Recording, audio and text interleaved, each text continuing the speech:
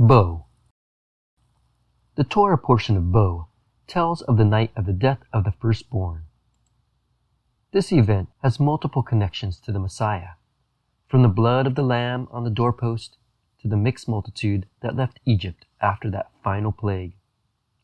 In Exodus 12 verse 12 it says, "For I will go through the land of Egypt in that night, and I will smite all the firstborn in the land of Egypt, both man and beast, and against all of the gods of Egypt I will execute judgments.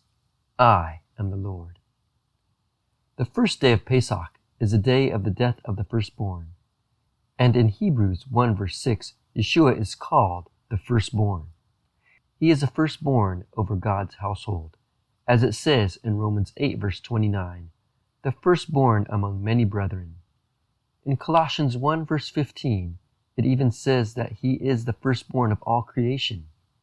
Finally, in Colossians 1 verse 18, it says that he's the firstborn from the dead, implying the others will be resurrected like Yeshua.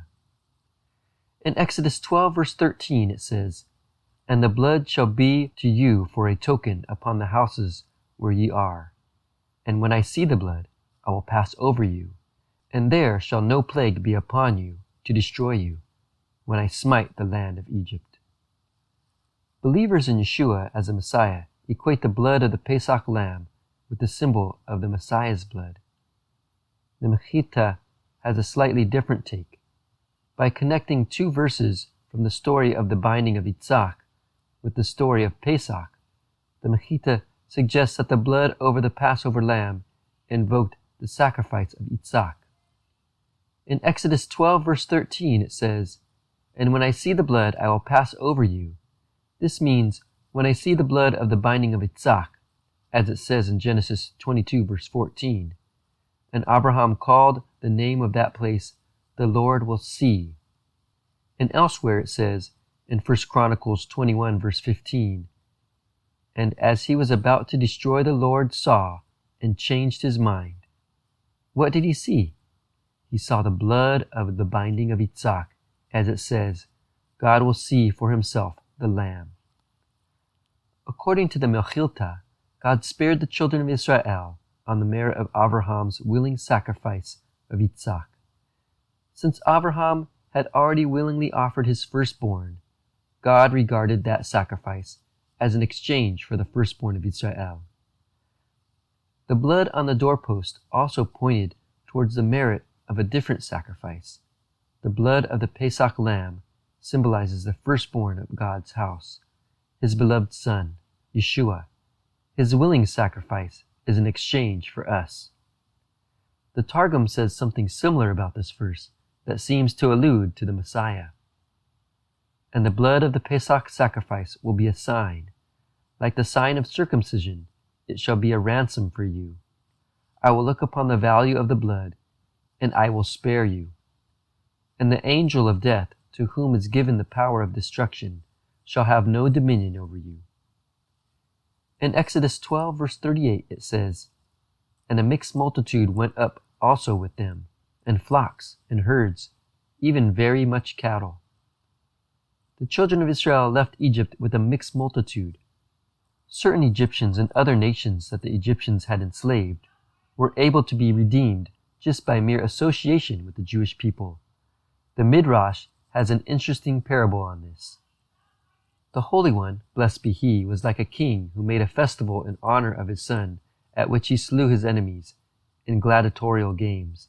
The king announced to his subjects, "Anyone who wants to celebrate with me may come to the festival of my son, but anyone who hates me shall be slain with my enemies." Likewise, the Holy One, blessed be He, made a day of rejoicing over Israel when He redeemed them. He proclaimed, "Anyone who loves my children may come and rejoice with them." The virtuous people from Egypt came, celebrated the Pesach with Israel, and went out of Egypt. Eventually, the mixed multitude that left Egypt all converted to Judaism, but at the moment, it was enough that they were on the same side. In Exodus 12 verse 42 it says, "It was a night of watching unto the Lord for bringing them out of the land of Egypt. This same night was a night of watching unto the Lord, with all the children of Israel throughout their generations. The Torah says that the Pesach is a night to be observed. Why is this so? The Torah gives 4 reasons. First, it is a night unto the Lord.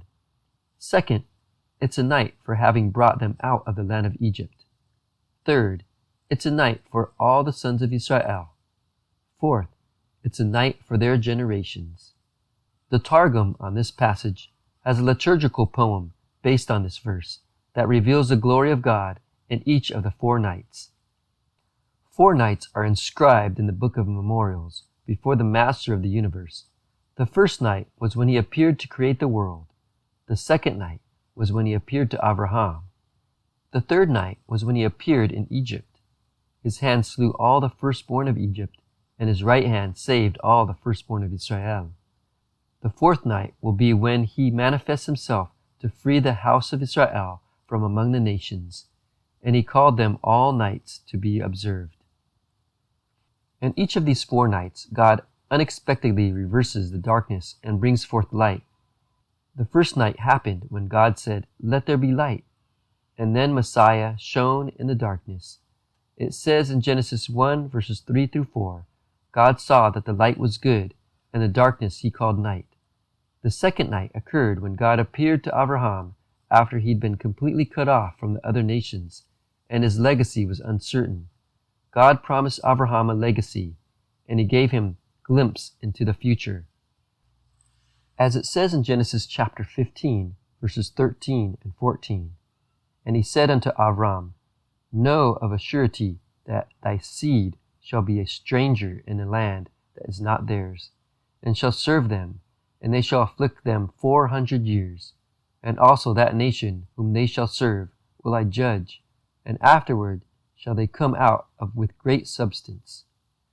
The third night fulfilled this verse. It's the night when God freed the people of Israel from bondage in Egypt. The fourth night still hasn't occurred yet, but when it does, Messiah will bring an end to the exile of the Jewish people across the world, and he will bring the final redemption. In Bo, we learned about the final plague and what happens after it. In Bo, we learn about how the blood of the Lamb provided redemption, just as the blood of Yeshua provides redemption. We learn about the redemption from Egypt and how it points towards the final redemption.